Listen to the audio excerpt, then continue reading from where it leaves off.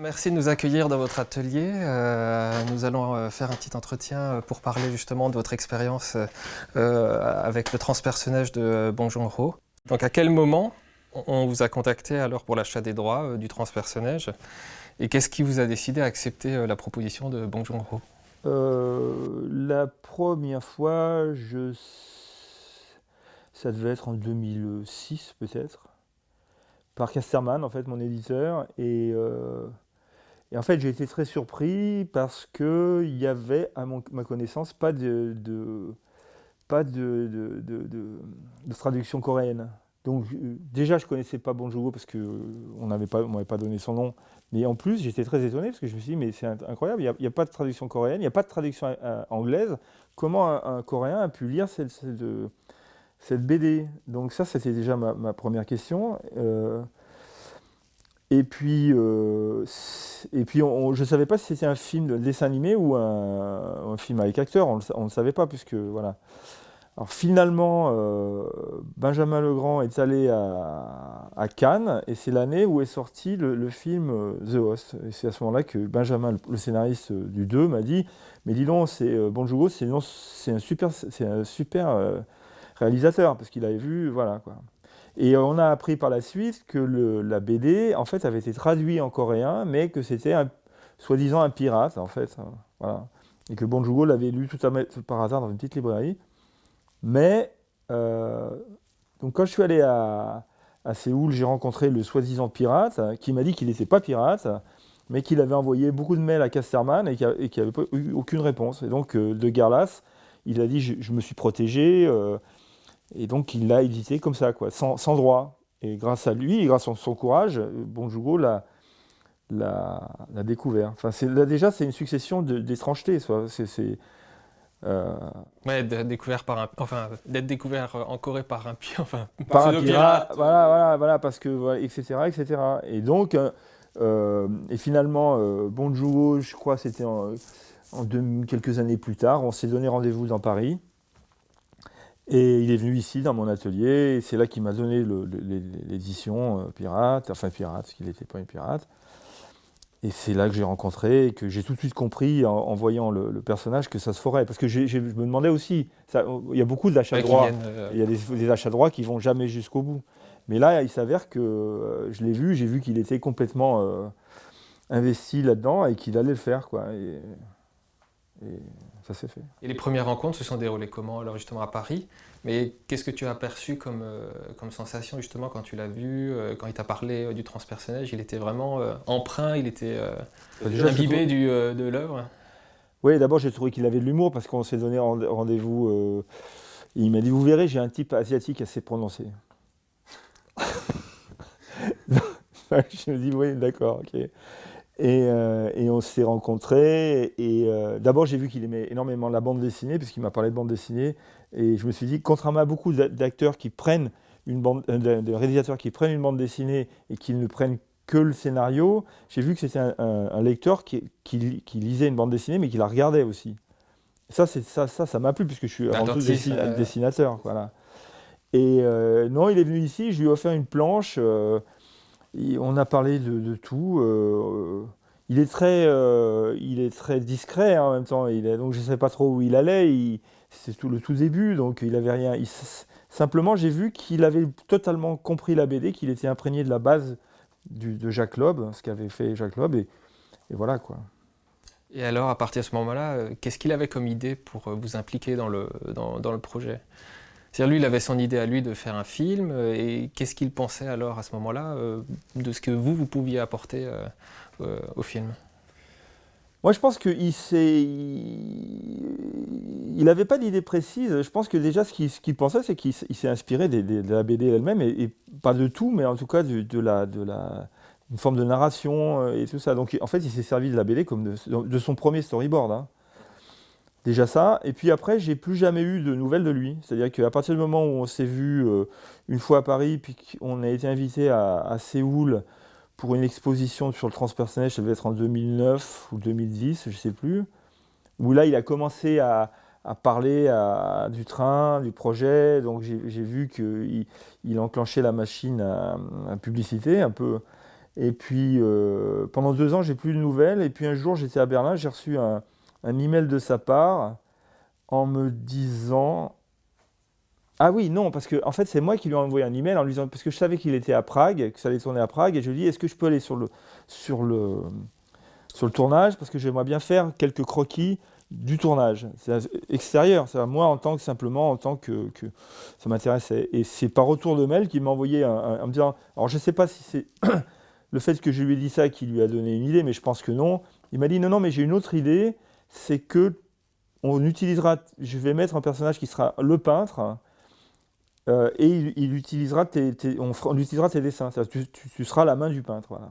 Et donc, le retour de Mel m'a comblé, parce que d'un truc où j'étais pas du tout impliqué, plutôt comme un spectateur extérieur, je me retrouvais à participer et même à apparaître à l'écran avec mes images, quoi. Et il y a eu combien de planches alors qui ont été faites et de dessins pour ce personnage, en tout cas du peintre, et même peut-être pour inspirer le storyboard ou autre? Pour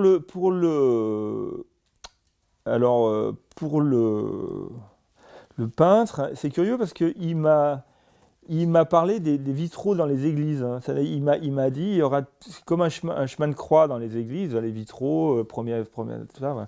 Et donc, il a regardé ces choses-là, il m'a parlé de ça comme ça. Donc, on a travaillé tout ce qu'il voulait montrer, toutes les étapes, quoi. Et, euh, et finalement, j'ai dessiné tout ça, mais c'est resté au mur. Quand on voit l'antre du peintre, c'est des trucs au mur, mais en fait, on les voit pas. Ils sont juste là en décor extérieur. Et on voit quelques plans. Alors, c'est curieux, c'est que moi, ça m'a pas trop inspiré, son histoire de dessin de vitraux. Et j'ai fait autre chose. J'ai fait des dessins plus sales et plus, on va dire, plus goyesques. Mais j'ai vu qu'il y tenait parce que dans son collector euh, coréen, il a remis ses dessins par un autre dessinateur, je sais pas qui, par ces espèces de dessins de vitraux, qui moi je trouve fonctionnent. Enfin, je suis pas fan, donc je préfère cette façon plus de dessins qu'on a pu trouver dans les camps de concentration ou dans les des trucs de prisonniers. Il y a toujours des types qui dessinent, et c'est souvent un dessin un peu hâtif parce que les gens ont peur de se faire prendre, et donc il y a pas ce côté un peu très rapide, et voilà. Donc, quant non, autrement, j'ai pas participé directement en amont, puisqu'il s'est servi du bouquin. Ceci dit, par contre, j'ai retrouvé plein de plans qui étaient le fait que ça soit séparé avec chez les pauvres, hein, il y a des tentures comme ça, des espèces de planches un peu de partout. C'est dans le 1, quoi. Sauf que ça a été. Moi, il y a un dessin un peu. J'avais 25 ans, donc un peu naïf, un peu brutal. Et là, ça a été évidemment poussé beaucoup plus loin, quoi. Qu'est-ce qui a été repris fidèlement de l'œuvre originale donc, dans le film de Bong Joon-ho? Bah, clairement, je pense que c'est les wagons de queue. La façon dont les gens sont habillés, les pauvres en fait, mais ça c'est un peu normal. Les pauvres ils sont habillés partout pareil, quoi. Et donc ça a été fait il y a 35 ans, mais finalement la mode chez les pauvres elle change pas. C'est-à-dire qu'ils sont toujours, les pauvres, eux, ils sont toujours au point de vue de leurs habits, ils sont toujours les mêmes, hein. Et donc ça, il a pas fait de truc spécialement baroque, on va dire. Il est resté vraiment dans l'imagerie de la bande dessinée, qui n'est pas du tout baroque. Il y a des bandes dessinées de science-fiction françaises où Enki, par exemple, il y a un style. Dans le cas du transpersonnage, il n'y en a aucun, quoi. C'est Jean Léclodo, puis c'est tout, quoi. Et les wagons de queue de Bonjour, c'est pareil. D'ailleurs, il a repris les clodos de Prague, hein. C'était une de mes grosses impressions quand je suis arrivé sur le plateau la première fois. Il y avait donc les figurants, mais on voyait clairement que c'était des pauvres, hein. Ce pas des figurants qui jouaient aux pauvres, hein. Et ça a été la chose que je trouve qui est le plus proche de la BD, quoi. Je voulais vraiment faire cet effet de réalité dans la pauvreté, dans les visages un peu marqués et tout, et il l'était de fait. Voilà. Les femmes aussi, c'est marrant. On voyait des femmes pauvres, très très pauvres. Ça se voyait sur leur visage, quoi. Il y avait peu de maquillage, quoi. Ils ont été. Alors je sais pas si c'est à confirmer, mais j'ai l'impression qu'ils ont été chercher tous les clodos de Prague, ils ont dû faire comment on appelle, un casting en disant, et ils sont arrivés, c'était tous des sans-dents, comme on le dit maintenant, quoi. Ouais, selon François. Et justement, à contrario, qu'est-ce qui n'est pas fidèle à l'œuvre originale? Qu'est-ce que Bong Joon-ho a apporté, ou qu'est-ce que son équipe a apporté de différent, de parallèle à l'œuvre? Bah, de différents, c'est surtout au niveau narratif, hein, c'est qu'au lieu d'avoir un homme seul, dans l'histoire du transpersonnage de Jacques Loeb, c'est un personnage seul qui remonte les wagons de queue avec une histoire d'amour entre lui et une jeune fille. Mais lui, il est très peu politisé, ce Prolof. En fait, il veut s'en sortir seul. Alors que dans le cas de Bong Joon-ho, c'est tout un groupe en fait qui remonte. C'est un espèce de Spartacus, Curtis. Il casse les portes et il remonte avec tout son peuple. Ça, c'est la grosse différence. Et à la limite, ça. Alors, il me disait qu'il voulait pas d'histoire d'amour parce qu'une histoire d'amour, ça ralentit aussi la narration.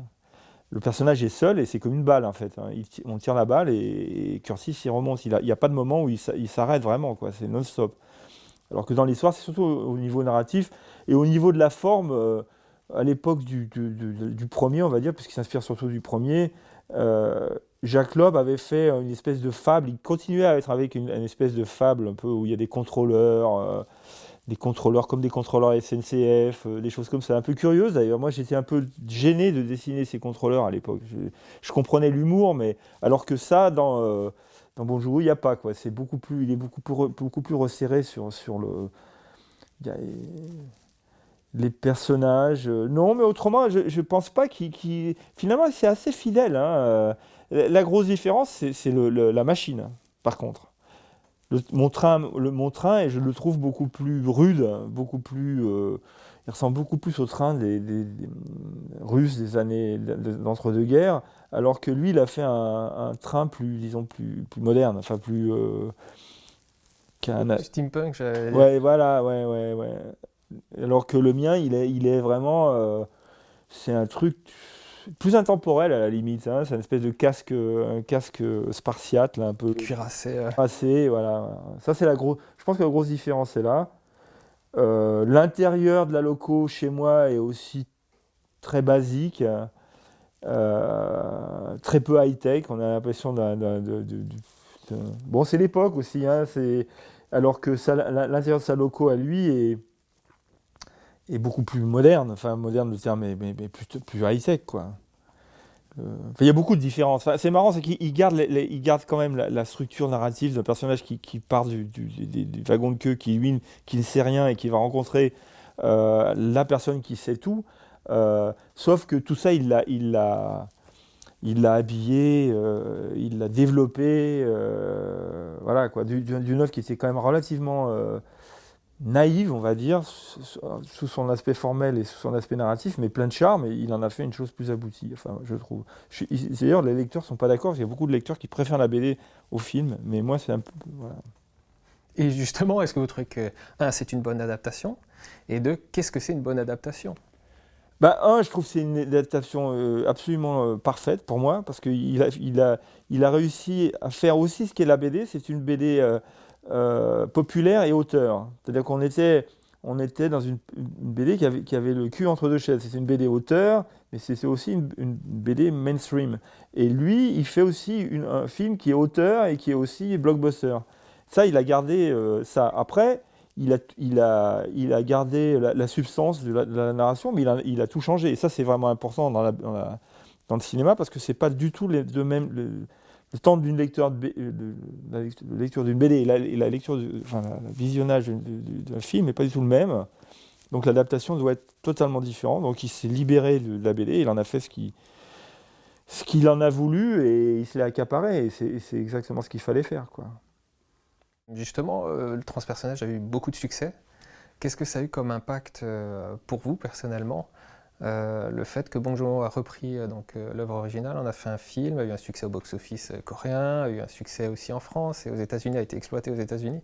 Qu'est-ce que ça vous a apporté après, par la suite, les effets j'allais dire, des effets de choc et autres qui vous ont touché? Pour moi, c'était le jour et la nuit. C'était une bande dessinée qui était culte, mais dans un tout petit milieu d'aficionados français. Et je suis passé à une BD qui est mondialement connue, parce que là, on m'a invité à Singapour. Singapour qui s'intéresse à la bande dessinée française, ça n'existe pas.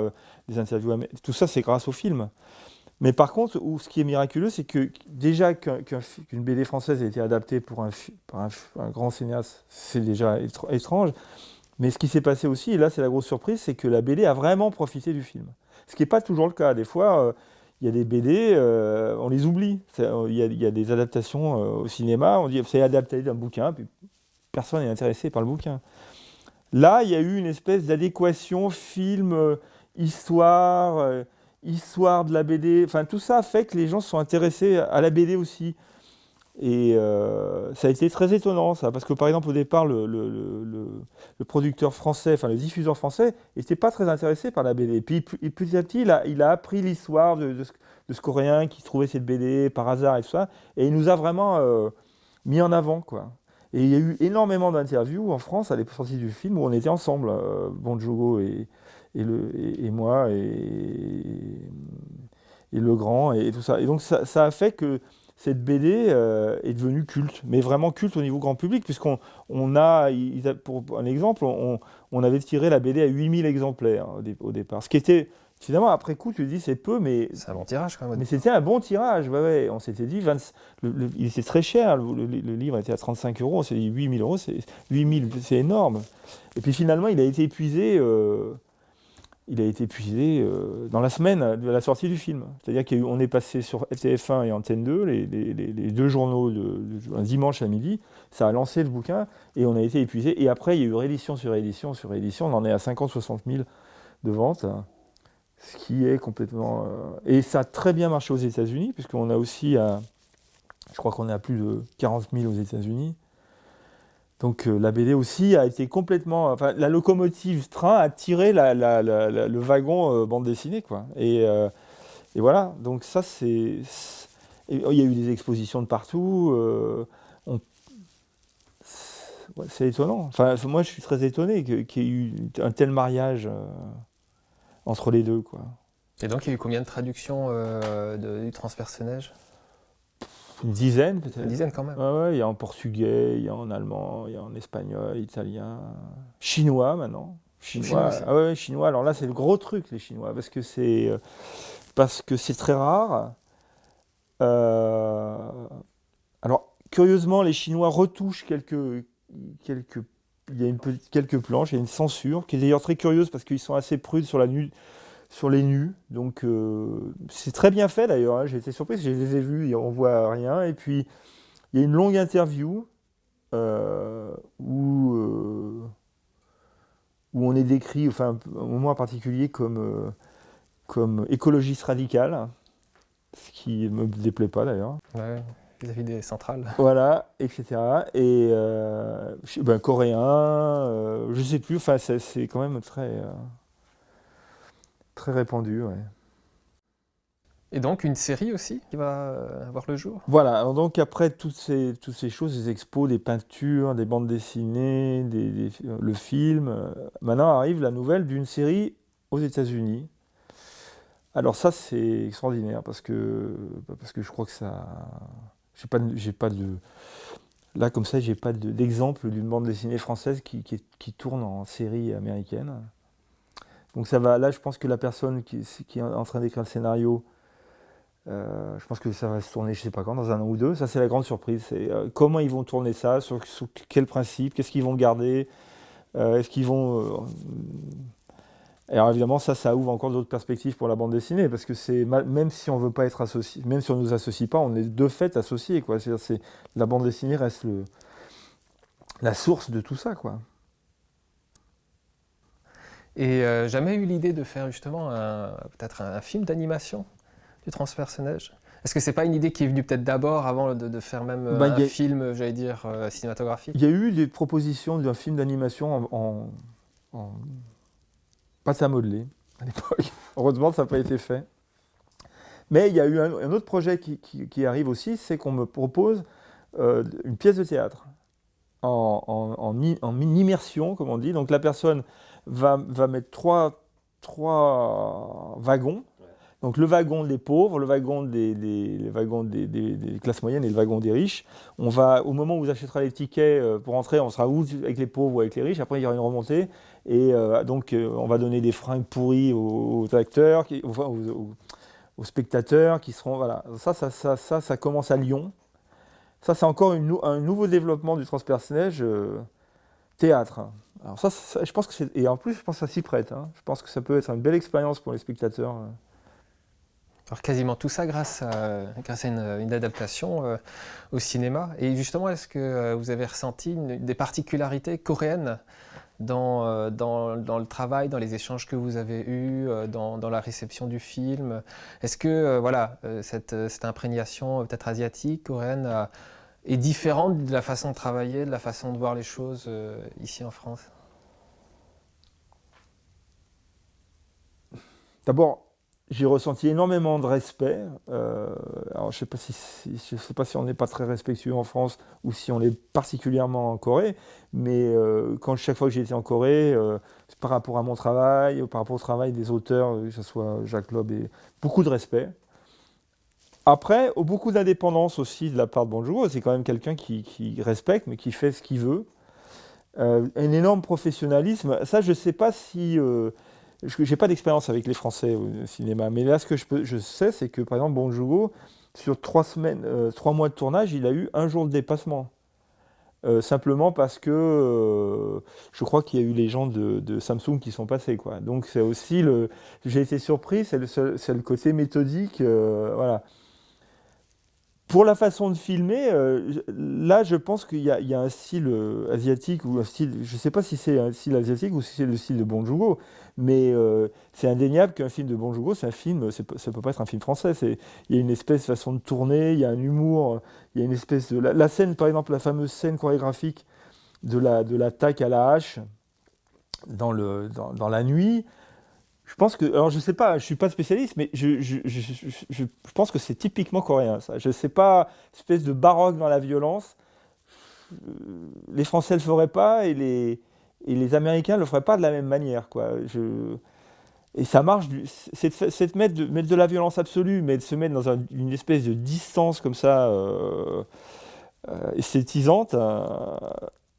Je trouve que c'est vraiment une chose que j'aime beaucoup parce que ça s'apparente un peu au dessin. C'est-à-dire, on fait pas croire à la réalité. On dit non, non, mais c'est quand même de l'art. C'est quand même, c'est pas, c'est artificiel, künstlich comme on dit en allemand, ce qui est le même mot, quoi, d'ailleurs.